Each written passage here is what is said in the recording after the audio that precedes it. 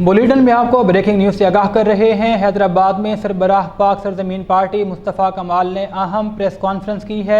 सदर अनीस कायम खानी समेत मरकज़ी क़यादत भी प्रेस कॉन्फ्रेंस में मौजूद।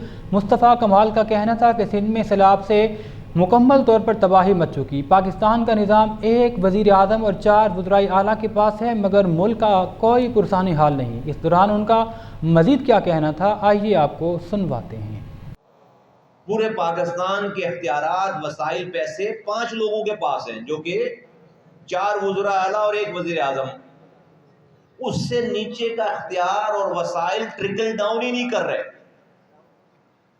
तो जिसका नतीजा आप ये देखते हैं कि अगर मैं सिंध की मिसाल दूं तो हर साल 1000 अरब रुपए सिंध को NFC अवार्ड और डिविजिबल पूल की मद में वफाक से मिलते हैं।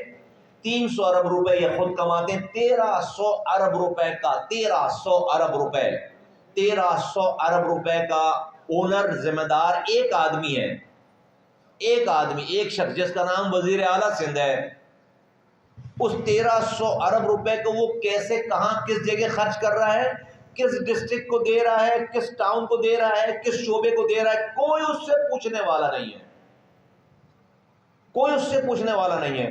तो ये जो 18वीं तरमीम के बाद वफाक से सूबों को इख्तियारात और वसाइल मुंतकिल हुए, वो सूबों को इसलिए मुंतकिल हुए थे कि सूबे वो इख्तियारात और वसाइल सूबे के गांव तक, गोठों तक, यूनियन काउंसिल तक, ताल्लुके तक, डिस्ट्रिक्ट तक, शहरों तक वो तमाम इख्तियारात और वसाइल को नीचे ट्रिकल डाउन करते। बदकिस्मती से वफाक से सूबों में चीजें आकर पार्क हो गई।